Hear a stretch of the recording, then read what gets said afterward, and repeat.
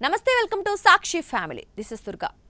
భార్య వంట చేయలేదని చెప్పి భర్త విడాకులు కోరడాన్ని హైకోర్టు తీవ్రంగా ఆక్షేపించింది. దంపతులిద్దరూ ఉద్యోగాలు చేస్తున్నప్పుడు భార్య వంట చేసేందుకు ఆస్కారం ఉండకపోవచ్చునని చెప్పింది. అంతేకాదు, వంట చేయకుండా తన తల్లికి ఆమె సహకరించడం లేదని చెప్పి భార్య క్రూరత్వానికి పాల్పడిందనే భర్త వాదనను తోసిపుచ్చింది. ఎల్ఎల్బీ గ్రాడ్యుయేట్ ఓ సాఫ్ట్వేర్ ఉద్యోగిని 2015 మేలో వివాహం చేసుకున్నారు. వైద్య సమస్యల కారణంగా 2017లో ఆమెకు గర్భస్రావమైంది. ఆ తర్వాత గృహ కలహాలతో 2018 అక్టోబర్ నుంచి ఇద్దరు విడివిడిగా నివసిస్తున్నారు. ఇక ఈ క్రమంలో విడాకులు కోరుతూ భర్త మేడ్చల్ మల్కాజ్గిరి జిల్లా కోర్టులో దావా వేశారు. జిల్లా కోర్టు విడాకులకు నిరాకరించడాన్ని సవాల్ చేస్తూ భర్త హైకోర్టులో అప్పీల్ దాఖలు చేశారు.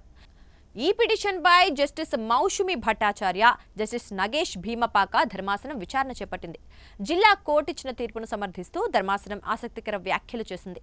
తన భార్య తనకు వంట చేసి పెట్టడంలో విఫలమైందని, తన తల్లికి రోజువారీ పనుల్లో సహకరించడం లేదన్న అతని ఆరోపణల్ని తప్పుపట్టింది.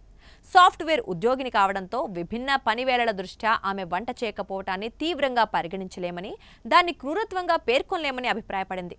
చిన్న చిన్న సమస్యలతో విడాకుల వరకు వెళ్లొద్దని సూచిస్తూ అతని అప్పీల్ను కొట్టివేసింది.